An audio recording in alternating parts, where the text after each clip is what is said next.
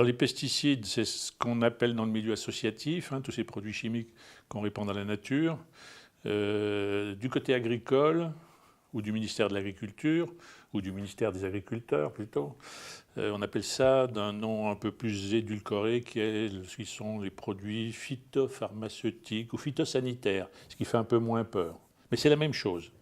Donc il y a dans les phytosanitaires, phytocides, pesticides, dans un sens plus large, il y a les herbicides, pour attaquer tout ce qui est herbes concurrentes dans les cultures. Il y a ensuite les insecticides, pour la vie animale des insectes qui peuvent procurer des dommages aux cultures de légumes et de fruits. Et puis il y a également les fongicides, pour tout ce qui est lutte contre les moisissures. Puis enfin, on a également, on peut appeler ça les nématocides, les acaricides, contre les vers. Vous voyez, donc c'est assez large.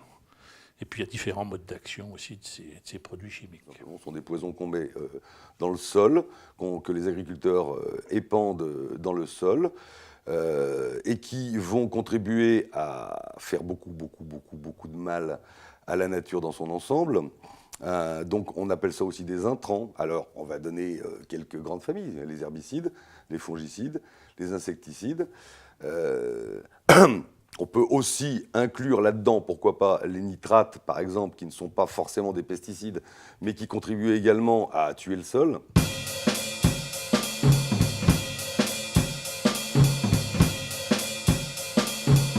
L'homme existe depuis plusieurs centaines de milliers d'années sur la planète, il se nourrit de produits naturels.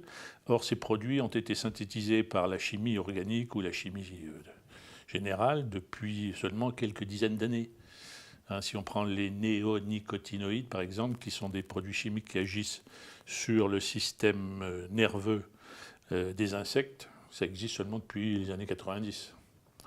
Et on s'aperçoit maintenant, quelques dizaines d'années plus tard, qu'ils sont dangereux parce qu'effectivement, ils ont des effets importants sur les insectes, sur les abeilles, sur la pollinisation donc, et puis également, par contre-coup, sur les oiseaux, sur toute la chaîne alimentaire. Et c'est nous qui sommes au sommet de la chaîne alimentaire, entre guillemets, au sommet. L'eau est impactée d'une façon majeure par le fait que, tout le monde peut comprendre ça, les produits épandus vont se diffuser à travers le sol, peuvent à un certain moment, hélas, toucher la nappe phréatique. Donc après, suivant la volatilité des molécules, eh bien, on les retrouve d'une façon importante ou en dessous d'un niveau de qualité, un seuil de tolérance fixé d'une façon un peu arbitraire et même extrêmement archaïque, ancienne, de la part des autorités. Et depuis très précisément le 1er août 2017, il y a des recherches beaucoup plus approfondies sur un certain nombre de molécules, donc qui varient entre 3 et 400 suivant le gré de l'ARS. On va dire que donc maintenant, il y a une recherche qui se situe vers 300 et 400, voire 500 molécules. Donc c'est extraordinairement important comme volume de molécules recherchées. Et puis, on a découvert, encore une fois, nous sommes des béotiens comme tout le monde, mais on commence à maîtriser le sujet. Et il se trouve que ces molécules génèrent d'autres molécules qui s'appellent des métabolites, qui sont des molécules à part entière, dont le Vmax, c'est-à-dire la valeur maximum admissible, n'est pas fixée pour l'instant, puisque l'ANSES, qui est l'Agence nationale de sécurité environnementale et alimentaire, etc., qui est l'agence officielle, qui va déterminer ce fameux Vmax, est bien en peine de nous donner cette Vmax pour le métabolite. En ce qui concerne l'ucicurione, par exemple, nous touche, mais également d'autres molécules comme le métazachlore, etc. Je ne vais pas rentrer dans tous ces détails, puisqu'une fois de plus, il y en a énormément, c'est un foisonnement. Sans parler des nouvelles molécules qui sont en train d'être testées ou qui sont d'ores et déjà lancées sur certains marchés. Ces molécules vont se combiner à d'autres molécules. Ces métabolites, qui sont également des molécules, vont se combiner à d'autres métabolites. Et là, le résultat peut être absolument scandaleux et monstrueux. Sans parler également de la durabilité de ces molécules qui n'était pas recherché, j'insiste bien, les dernières années. Donc, ce qui veut dire que globalement, on se retrouve, je dis on, tout le monde, se retrouve en situation d'avoir une pollution parfois majeure de l'eau, des réseaux locaux. Hein, je parle même pas, enfin, je parle des eaux brutes par définition, les eaux brutes et les eaux de surface. Donc les eaux de surface, celles qui nous intéressent le plus, qui sont traitées ou qui ne le sont pas. En l'occurrence, nous n'avons aucun traitement. Donc évidemment, les analyses ont décelé la présence de ces métabolites. Mais on ne sait pas, on ne saura certainement même jamais depuis quand nous sommes impactés par, par ces produits. Des gens de l'INSERM et du CNRS, parmi tant d'autres, hein, ont d'ores et déjà déterminé qu'il y avait des atteintes probables en termes de cancer. Bon, X, on ne va pas rentrer dans les catégories de cancer. On va dire que le cancer du pancréas, notamment actuellement, est bien dans le collimateur. Et puis des atteintes neurologiques. Bon, alors on ne va pas non plus rentrer dans le détail d'Alzheimer.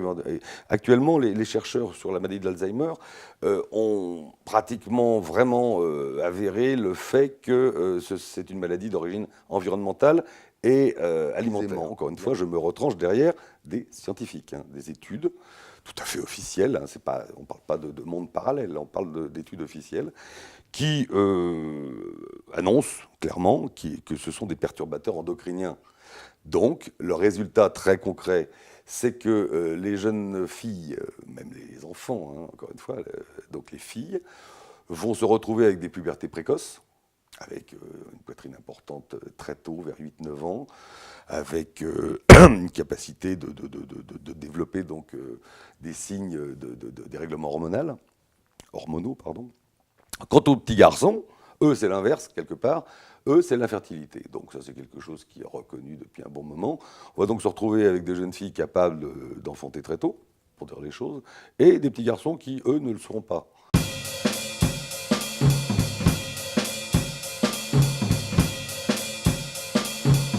Ces produits effectivement phytosanitaires qu'on vient de citer, herbicides, fongicides, nématocides, acaricides, insecticides, sont des produits qui ont été synthétisés par la chimie industrielle et qui donc ne sont pas susceptibles de se dégrader naturellement au contact du sol, parce que les insectes, enfin les molécules, ces molécules sont très résistantes, et donc on les retrouve qui s'accumulent dans le sol, donc dans l'eau et dans l'air. Et l'air et l'eau sont les deux fluides naturels indispensables à toute la vie, y compris évidemment à celle des mammifères dont nous faisons partie.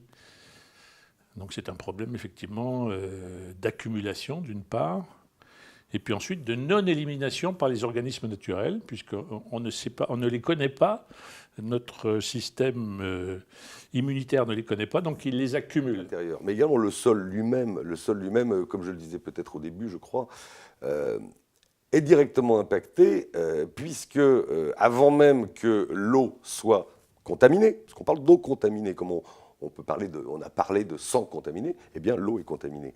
Donc le sol lui-même ayant un certain volume incalculable de bactéries, de petites bêtes comme les vers de terre par exemple, dont le rôle est absolument majeur, plus que majeur, parce que la biomasse des lombrics par exemple est supérieure à celle de l'espèce humaine par exemple. Donc toutes ces formes de vie, hein, tout ce vivant est directement, quand je dis impacté, est directement assassiné, littéralement massacré par cet enrichissement, on va appeler ça comme ça, ou appauvrissement des sols via ces produits.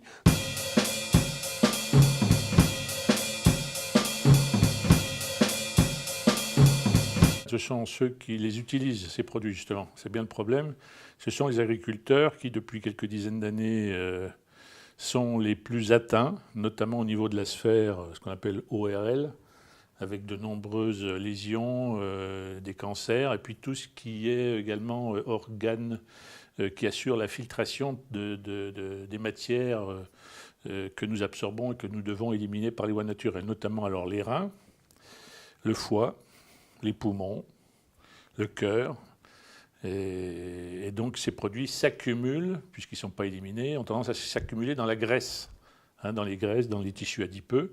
Et donc, au bout d'une certaine dose, on peut faire une overdose, justement, qui peut provoquer des maladies relativement graves. Alors, les agriculteurs sont dans une impasse productiviste, hein, depuis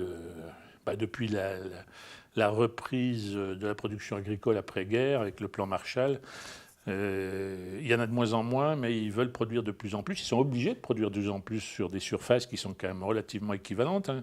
En France, par exemple, c'est de l'ordre de 25-28 millions d'hectares de surfaces agricoles utiles. Et l'exportation aidant, le marché étant ce qu'il est, la loi de l'offre et de la demande étant ce qu'elles sont, on veut produire toujours des choses, des légumes, des fruits les plus parfaits possibles, les moins chers possibles. Et donc pour ça, on a recours à des artifices, à des produits qui quelquefois ont des répercussions importantes sur le long terme. Donc les agriculteurs sont évidemment les premiers. Ils le disent eux-mêmes. Il n'y a pas un seul professionnel de l'agriculture qui va vous dire le contraire.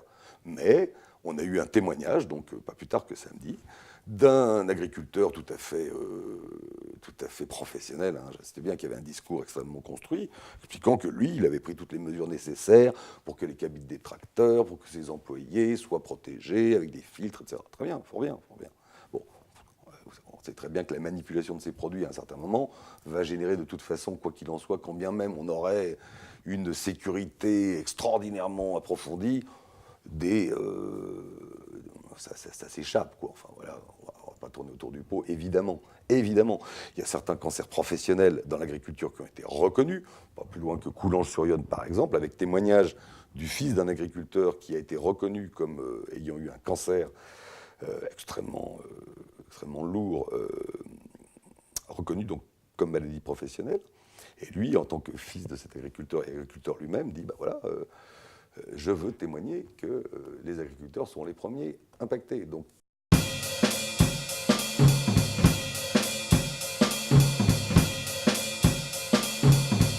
alors, évidemment, on peut se rouler dans la cendre, et hurler, se plaindre, signer des pétitions, mais ça n'est pas forcément suffisant. Il faut faire la pression, c'est sûr qu'il y a le travail associatif, hein, des consommateurs, des gens qui sont dans les associations, qui se défendent pour avoir un milieu de vie propre, sain, avoir des enfants qui soient élevés dans de bonnes conditions, consommer des produits propres, boire de l'eau qui soit la plus saine possible. Alors ça, c'est une première action des associations. Mais il y en a une autre au niveau de chaque citoyen, parce que le milieu associatif est quand même relativement difficile, hein, c'est difficile d'adhérer à des associations, c'est du travail, hein, c'est du bénévolat, c'est de la disponibilité. Il y a une autre porte d'entrée pour faire réduire ces produits, c'est l'économie de marché. On est dans une économie de marché, qu'on le veuille ou non.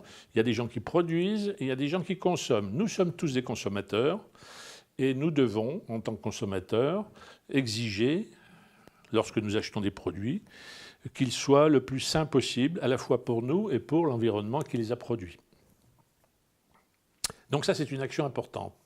Et je pense que nous devons collaborer entre associations de protection nature et associations de consommateurs, c'est ce qui se passe en ce moment, de plus en plus, pour jouer sur la production et faire en sorte que la production, qui est à la fois délétère, destructrice pour l'environnement et pour ceux qui produisent, c'est-à-dire les agriculteurs, soit mieux prise en compte pour faire des produits sains, pour avoir des agriculteurs en bonne santé, pour avoir des aliments, des légumes et des fruits de bonne qualité, ce qui permettrait d'avoir de l'eau, de l'air et des consommateurs en bonne santé. Et donc, si on veut avoir des enfants en bonne santé dans les générations qui viennent, il faut faire pression sur les producteurs, exiger des produits propres, des produits bio, il y en a, qui sont traités, qui sont peu traités, qui sont traités avec des matières naturelles, avec des procédés naturels, mécaniques, et qui ne mettent pas de produits chimiques incontrôlés, comme il y en a beaucoup trop aujourd'hui. Et on s'aperçoit que dans les milieux agricoles, il y a de plus en plus de producteurs qui l'ont compris et qui font aujourd'hui de l'agriculture saine, qui font des produits bio. D'ailleurs, on en manque, puisqu'on est obligé d'en importer d'Italie ou des pays de l'Est, parce que nos agriculteurs n'ont pas encore pris suffisamment le pli de produire peut-être moins, mais plus propre, et un peu plus cher, ça c'est normal. Et donc c'est vraiment là que se situe la clé de l'avenir, si on veut vraiment couper le robinet de ces pesticides qui empoisonnent l'air et l'eau, et qui vont encore empoisonner longtemps, parce qu'il y a un effet d'inertie qui est relativement long. C'est-à-dire qu'un produit chimique qui tombe sur le sol à l'instant T, il va mettre plusieurs dizaines d'années à migrer, à se mettre dans l'eau et à être éliminé très progressivement. Donc il faut vraiment agir de façon anticipée. On n'est pas des contestataires sans solution. On propose beaucoup de solutions. La première déjà, c'est de communiquer. C'est indispensable pour que le grand public, encore une fois, soit informé et qu'il puisse savoir pourquoi il est utile de se mobiliser. Parce qu'on ne peut pas mobiliser les gens sans leur expliquer pourquoi. Il y a beaucoup de gens qui disent qu'on exagère. On dit, écoutez, nous, on aimerait bien exagérer. Mais si on vous montre les analyses officielles, etc. Non-recherche de pesticides dans un processus de recontrôle et de suivi continu, c'est totalement scandaleux. Ça date d'aujourd'hui. Donc, si vous voulez, le but de l'affaire, c'est de se regrouper et d'amener le sujet sur le plan au minimum national. Mais Michel Huet dont je parle, lui, c'est sur le plan planétaire, parce que ça se passe d'une façon planétaire. Une réaction? Un témoignage? Commentez ce reportage sur dijonsanté.fr.